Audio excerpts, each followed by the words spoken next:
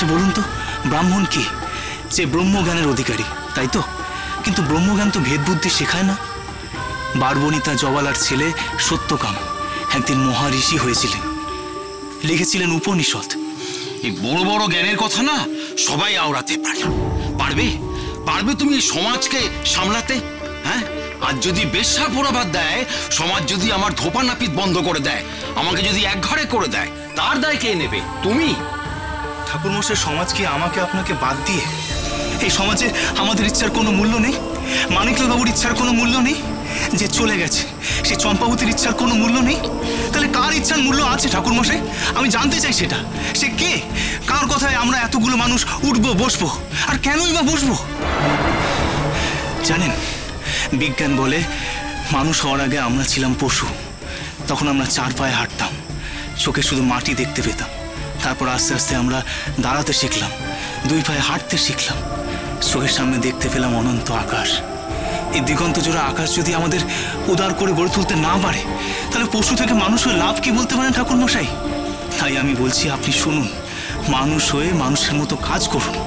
মানুষের প্রধান কাজ তার পাশে দাঁড়ানো, মানুষকে সম্মান করা। এই কর্তব্যটুকু করুন আপনি। আমাকে মাফ করো বাপ, ছেলে পুলে নিয়ে সংসার করি।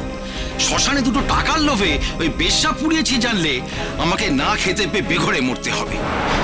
এই তিল, কলা, মধু, ঘি সব থাকলো।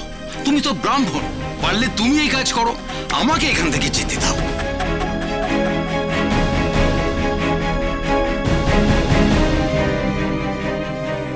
বামুন ঠাকুর তো চলে গেল, তোমার কি মত?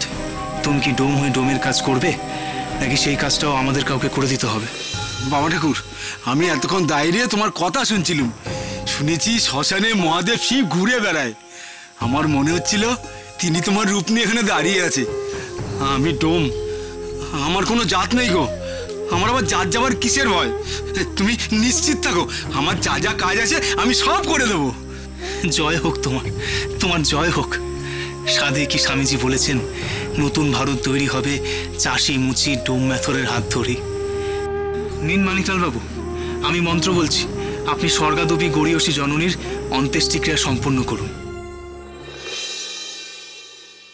শ্রদ্ধাত পরতরং নান্যচ্যস্কর মুদাহিতম তস্মাৎ সর্বপ্রযত্নেন শ্রাদ্ধং কুর্যাৎ বিচক্ষণ। আশার আশা ভবে আশা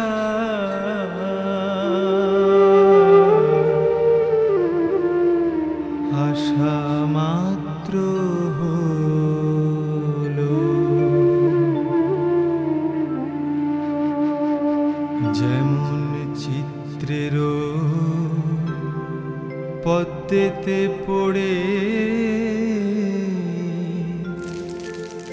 ভ্রমর ভুলে। আদিশক্তি আদ্যাপি সোম থেকে শনি সন্ধ্যে 7টায় আকাশ 8 ও প্ল্যাটফর্ম 8-এ।